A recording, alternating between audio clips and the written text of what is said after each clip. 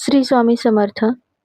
आज आपण पाहूया की दिव्य शक्ती या युनिवर्स, ब्रह्मांड तुम्हाला काय संकेत आणि संदेश देते ते. माझं पहिलं कार्ड आहे योगेश्वर. योगेश्वर हे कार्ड काय रिप्रेझेंट करतं की परिस्थिती जशी पण असेल, तुम्ही तुमचा नजरिया चांगला ठेवा. म्हणजे परिस्थिती हे कधी बदलणार जेव्हा तुमचा योग्य असा परिस्थितीकडे बघण्याचा नजरिया होईल. प्रत्येक गोष्टीवर डाऊट आणि संशय घेऊ नका.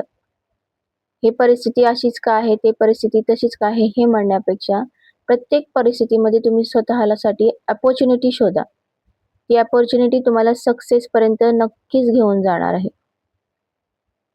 आपलं नेक्स्ट कार्ड आहे रामभक्त. परमेश्वराच्या भक्तीवर विश्वास ठेवा. तुम्हाला नक्की त्याचं फळ मिळणार आहे.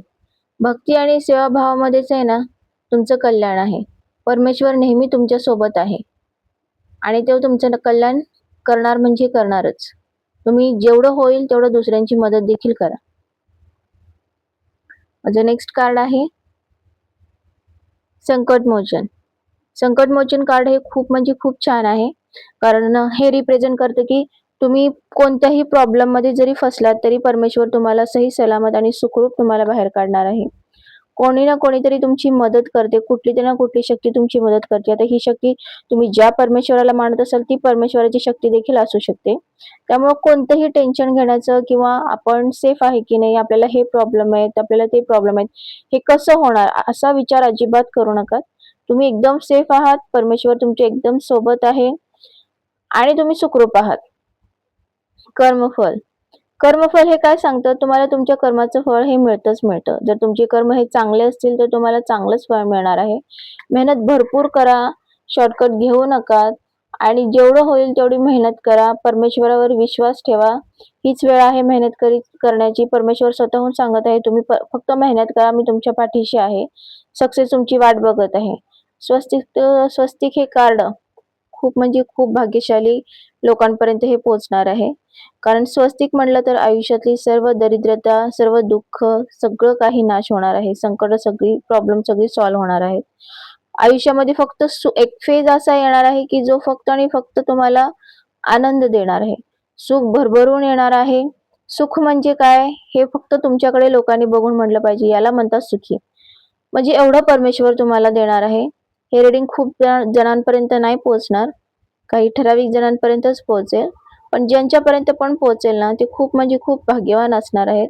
कारण त्यांच्या आयुष्याचा एक वाईट फेज हा निघून गेला आहे आणि खूप चांगला फेज आता येणार आहे. मे बी आला पण असेल, याचा अनुभव पण तुम्हाला येत असेल. माझे नेक्स्ट कार्ड आहे चक्रास. तेच सांगते, चक्राचं कार्ड जे स्वस्तिकचं कार्ड आलं आणि त्यानंतर लगेच चक्राचं कार्ड आलं. म्हणजे तुमच्या आयुष्यातला पूर्ण जो एक वाईट, तुम्ही एक खूप मोठा वाईट फेज बहुतेक तरी फेस केला आहात आणि त्यामध्ये ना तुम्हाला खूप सारे प्रॉब्लेम्स, खूप सारे संकटांना फेस करावं लागलं असेल. खूप साऱ्या माणसांचे तुम्ही धोके खाल्ला असेल. स्वतःच्या जवळच्या माणसांनीच तुम्हाला खूप सारं धोका दिला असेल. खूप तुम्ही रडला असाल.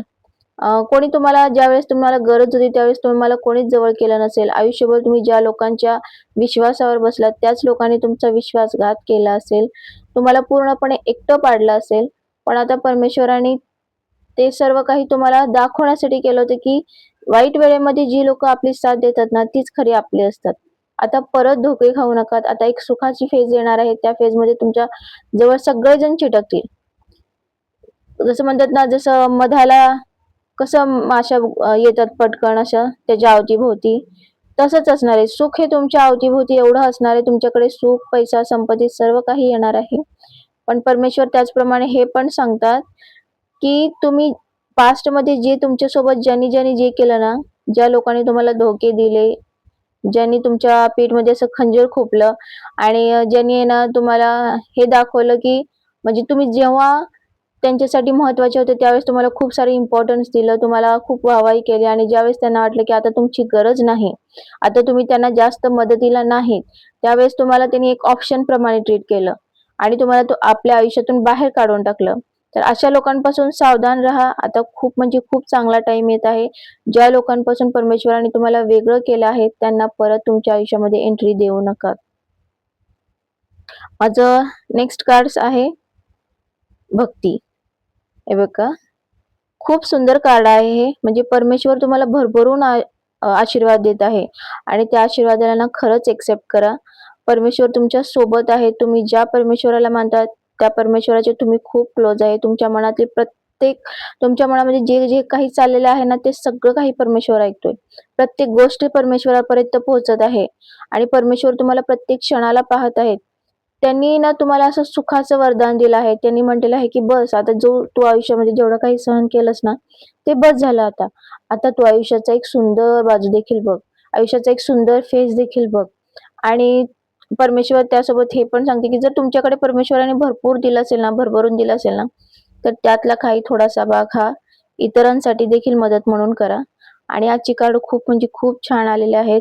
ज्यांच्यापर्यंत ही रीडिंग पोहोचली आहे त्यांनी समजा, की परमेश्वर तुम्हाला प्रत्येक क्षणाला पाहत आहे आणि तुमच्या प्रत्येक प्रॉब्लेममध्ये, प्रत्येक संकटामध्ये परमेश्वर तुमच्या सोबत आहे.